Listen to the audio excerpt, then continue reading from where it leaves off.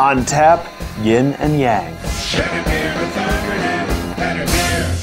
Hi, I'm James Knott, and this is your Better Beer Authority. Today we are reviewing not one, but two beers in our blind taste test.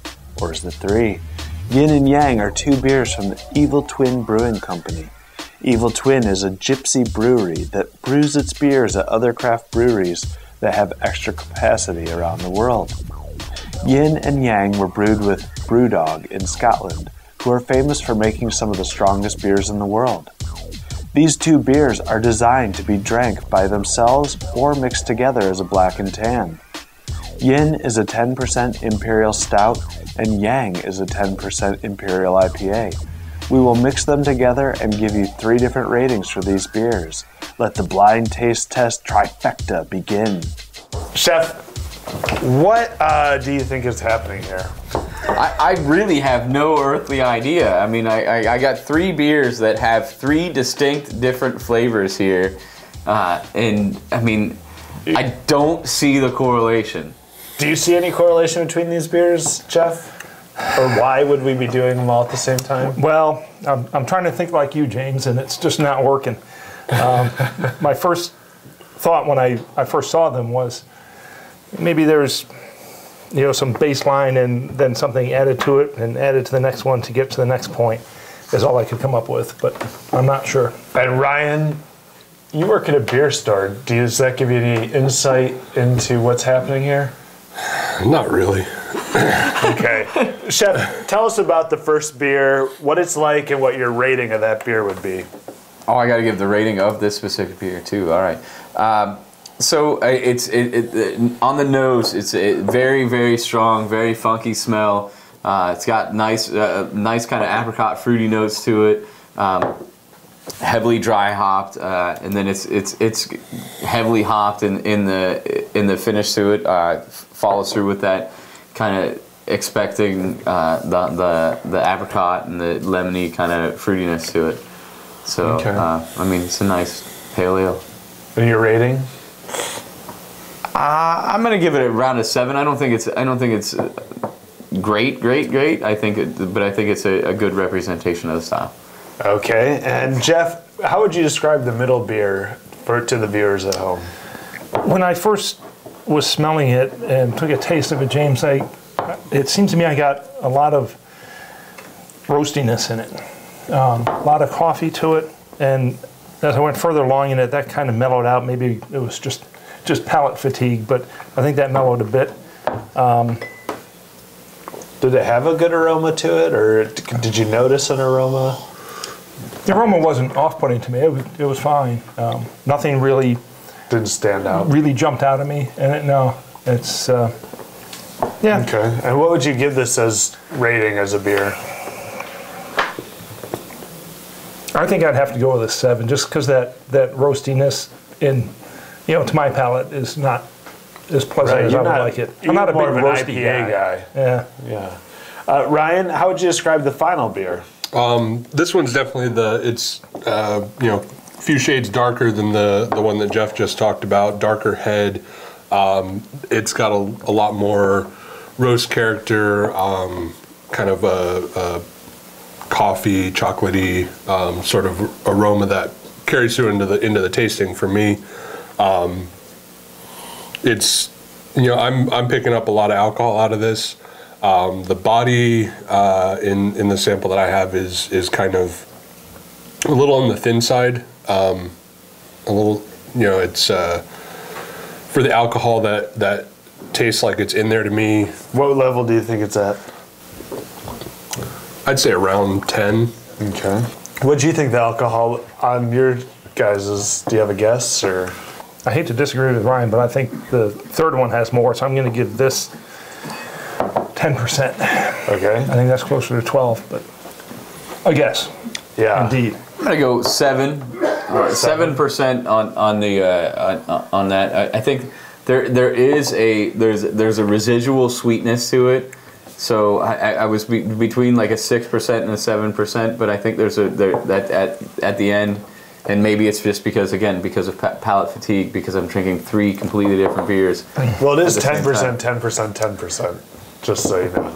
Yes. It is. It's 10, 10, 10. All 10, right. 10, 10. Even if this one feels a little lighter, it is. I mean, it's got the it has that sugary kind of creaminess to it, you know, at the end of the taste of it. So, Okay. Well, I'll tell you, this one is this one mixed with this one, and that is by design.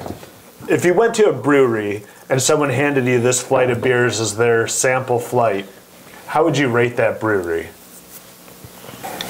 I mean, I think all the beers are well done. I'm just having a little bit of difficulty going from the really roasty to the much hoppier side. Yeah. And I think maybe having the one in the middle is kind of, you said by design, maybe the only saving grace to doing a lineup like this. If you had, you know, if you had just these two side by side, that would be of the beers. I mean, this is because it's kind of right in the middle of the road. It's my least favorite. You know, exactly. You know what I'm saying? Because it's not hoppy. It's not got that solid roastiness to it. It's just right in the middle. You know, that's where I'm not a fan of this taste. Yeah, so the middle one is the weakest one for you. Jeff, what about you? I found myself gravitating towards the end. And now we already talked about me not liking the roastiness, but there's, as Ryan said, there's a lot of chocolate in it, and I think the balance on that is pretty pleasing to me. This is good and solid if you want a really in-your-face hopped up beer, as Chef said. You know, the dry hopping, it's dry hopped aggressively. I would assume it's. And I certainly like that as well. But yeah, the one in the middle, I think the balance is off, and that's what. Which one's your favorite, Ryan? I'm kind of in a mood for the more stout-like one. So the one that I had talked about previously is probably the one that I like the most. And I kind of agree with these guys. For me, the middle one's maybe a step below. I do like the hoppy one as well. It's got a lot of a nice aroma to me, nice hop flavor. So you look like you're ready to reveal. I have an idea, but let's see. You have an idea? I don't know. I have no You idea. want me to All right. move so you can sit here and No. call it? This is the Yin and the Yang Yang. from Evil Twin Brewing. Really? An imperial pale ale, India pale ale, IPA, and an imperial stout designed to be mixed together to create a black and tan. So, I mean, I don't. do you think this is a good concept? No. No. I think it's interesting. That's nah. No? Nah. It's a I mean, you know, I'm not a big fan of the whole black and tan, the mixing. I mean, I've seen the black and tan, I've seen the whatever and tan, you've seen the orange and black and all that stuff. I mean, it doesn't. Yeah, no. To me, you have two great beers. I'm going to tell you that. I mean, you know, I think they you know, I said 7 on mine. I would say 7 or 8 on this one too. This one, I mean, this is a 5, 6. This is 6. You know, I mean, it's just, I understand the concept and I understand the fun play. For me, it just doesn't work. Jeff, do you think it's gimmicky or do you think it's super awesome? There's no room in the middle. I think I'll go with gimmicky then, James. There you go. No middle road. Gimmicky. No, you know, you can understand what they're trying to do, and I think it's a shame because I think it's more marketing. And as Chef said, yeah, you have two really good beers. Market them as such, and yeah, we don't need to play games in the middle. Let's just drink good beers. Yeah, well, I think games, that's all what Evil Twin Brewing is all about. Well, yeah. Ryan, do you think it would have been better if I had just mixed them and just given you each one sample? Like if there weren't the two outside samples setting your expectations. If you were just drinking the middle one? Yeah. I mean, I'm glad that we did it as a a series of 3. If that's what they are kind of going for and that's what they want us to do with it, to be able to try it like that and to be able to talk about it like that. For me, I'm if I come across these beers, I may pick up a 4-pack of the Stout or a 4-pack of the IPA. I'm probably not going to pick up a 4-pack of each so I can blend them. I mean, like these guys were saying that they're good beers by themselves. For me, the black and tans that I've had and enjoyed are, I just think that these beers are maybe a little too big for that, both in alcohol and in character and flavor. I mean, to me, a black and tan is something that's more sessionable character and alcohol, something that you can drink a couple of pints of. But yep. So what are we saying here? 3 7s? Well, I mean, I think, what are we rating here? Are we going to rate? I don't know what we're rating. Are we? I don't even know what this episode's about. I mean, you rate the individual beers, the 2 individual beers, or are we rating the whole thing as a system? The whole thing as a system for me is a 6. I mean, I think that you got 2 7 beers here at least.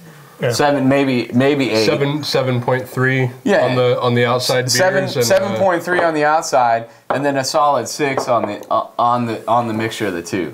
I mean, because you lose the characteristics of each of the beers. I mean, you lose some of the roastiness and some of that maltiness on this one. You lose that dry hopped. You lose that bittering kind of that flavor from this one when you mix them together. I mean. I think 7.3 on each and solid 6 right in the middle for the mixture.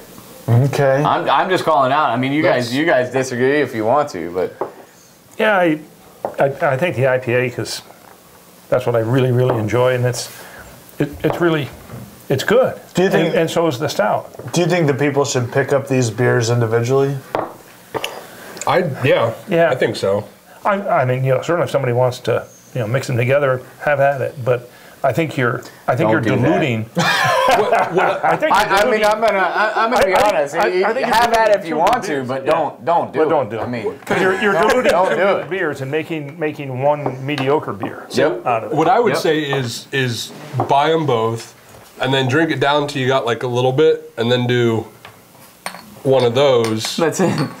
And then try it, and if you like that better than the other ones. But now I will say that Joe 6-pack would probably go for this one over either of these 2. Yeah.